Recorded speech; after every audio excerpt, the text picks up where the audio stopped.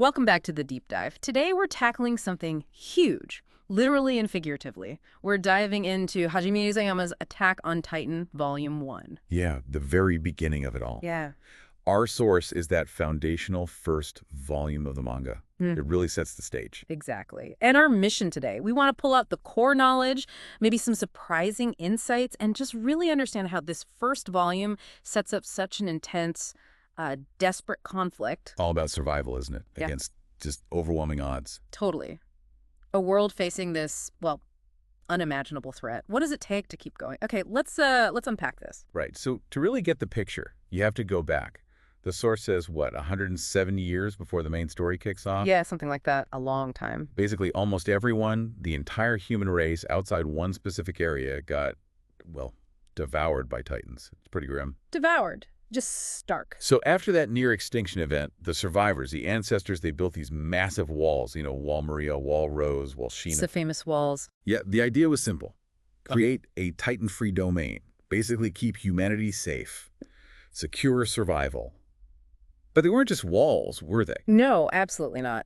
The way Volume 1 describes them, it's not just the physical size, which is immense, but the feeling they create, this towering presence. A sanctuary. A sanctuary, yeah, but also kind of a cage, For over 100 years, people felt safe, maybe too safe. A fragile piece built on stone. And that fragility is key. What's really fascinating, I think, is the way they structure things inside the walls, this unique urban planning. You mean the towns that stick out? Exactly. Those towns jutting out from the main walls. It wasn't random.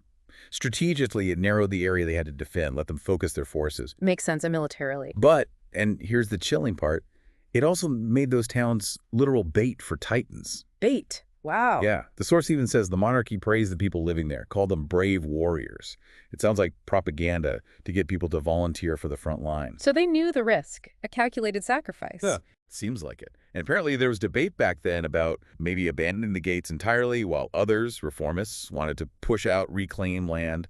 But that got shut down. Raises that question, doesn't it? How much freedom do you trade for perceived safety? And that safety, that century of peace, it all just shattered. Year 845. Okay, so this is where things really change. Yeah. The moment everything goes wrong. Absolutely. Year 845. The first breach, the source describes the sudden appearance of the Colossus Titan. Right, the massive one. Way bigger than the others. Huge. It could apparently stick its head over the 50-meter Wall Maria. Most Titans are under 15 meters, so this thing was just unprecedented. And it kicks a hole in the wall, just like that. Unbelievable, the sheer scale, and then the chaos must have been instant. Total chaos. Regular Titans, those nightmare fuel giants, just start pouring into the Shiganshina district, the outermost area. Humanity's whole territory shrinks instantly, pushed back behind Wall Rose. A terrifying retreat. Just immediate loss. And this is where it gets incredibly personal for Aaron, our main character. He sees his own mother get caught and eaten by a Titan right in front of him. Oh, man. Yeah, that scene is brutal. It's the moment that completely defines him. It fuels this absolute burning need to kill, as he puts it, each and every Titan. Hey. It's pure, raw vengeance born from trauma. You totally see why. But the hits keep coming, don't they? It wasn't just the Colossus Titan. No. Then comes the second shock, the armored Titan. The one that charges like a battering ram. Exactly. It charges straight through the inner gate of Shiganshina, the one leading back towards Wall Maria proper. And it seemed to be aiming for the fixed cannons, the artillery. Aiming, that implies. Right? The source specifically notes this detail, suggesting this Titan might be intelligent, which is a whole other level of terrifying. Not just mindless monsters, but potentially thinking enemies. That changes everything. So defenses are breached, maybe strategically. What's the immediate fallout? Well, it's bad. The garrison, they're the ones responsible for wall defense and protecting towns. They're left scrambling. They have to somehow fix this huge 8-meter hole in the outer gate of Trost district later on during the next attack. Okay. But the real problem, especially initially, is at the Survey Corps. The soldiers with the most experience fighting Titans out in the open, they're not even there. Where were they? Out on an expedition, beyond the walls, trying to explore or reclaim territory, presumably. So the most seasoned fighters are absent when the walls are first breached. Worst possible timing. Exactly. Leaving the garrison facing this realization that if they can't plug the breaches, the Titans could basically wipe out humanity at any time. Yeah. The stakes are absolute. So let's jump forward. The story moves ahead 5 years to year 850. What's the situation then? Well, humanity is still reeling. The source mentions a staggering loss. 20% of the population wiped out in a failed attempt, an all-out attack to try and retake Wal Maria. 20%, that's devastating. Many just swallowed whole. It's brutal. But despite that, people are still fighting. That resilience is there. And this is when we meet the 104th Training Corps properly. Right. Aaron, Mikasa, Armin, and the others, they've finished their training. Yep, completed their military training, and now they face a choice. 3 branches they could join. Okay, let's break those down. First, you've got the garrison, right? Their emblem is the rose. Correct. Their job is reinforcing the walls, protecting the towns inside, holding the line, essentially. Then the big one, the Survey Corps. The Wings of Freedom emblem. These are the explorers, the fighters. Yeah, the source says they're prepared to sacrifice their lives outside the walls by defying the Titans in their own domain. They're the ones taking the fight to the Titans, even after all the failures and losses. A really dangerous, almost thankless job, it seems. Extremely dangerous. Mm. And finally, there's the Military Police Brigade. Unicorn or horse emblem. They operate in the innermost wall, Wall Sheena. And their role. Control over the king's subjects, maintaining order. It's seen as the safest, most prestigious posting, far from the front lines. So 3 very different paths. Where does Aaron fit into this, given his past? Well, it's almost a foregone conclusion, isn't it? Yeah. Despite the Survey Corps' reputation for, frankly, dying a lot, Aaron chooses them. That trauma, that vow to kill all Titans, it completely drives his decision. He wants to be on the front line, taking the fight directly to them. Exactly. Mm. Interestingly, though, there's a note about his training scores. Apparently, someone remarks he was the top of our class in hand-to-hand combat. Really? Despite his sort of impulsive nature. Yeah, it suggests there's some real raw talent there, beyond just pure anger, a fighting instinct. And his friends, Mikasa and Armin, they follow him, right, into the Survey Corps. They do. Mikasa, partially out of a fierce desire to protect Aaron, and Armin, despite his physical fears, feels compelled to contribute his intelligence to the cause. It shows that shared purpose, that bond. So they graduate, they choose their path, and then bam, trouble finds them immediately. Pretty much. Year 850 again, what the source calls the first battle. Guess who shows up again? Not the Colossus Titan. The very same. It reappears at the Tross District Gate, and once again, Titans flood into a human settlement. The nightmare starts all over for these new recruits. And this is where we really see their main weapon in action, the vertical maneuvering device, omnidirectional mobility gear. Right, the ODM gear. It's crucial. The source gives a basic idea: steel wires like grappling hooks, compressed gas cylinders for thrust, some kind of fan mechanism, and this shuttlecock-shaped emission system. Sounds complicated. It is.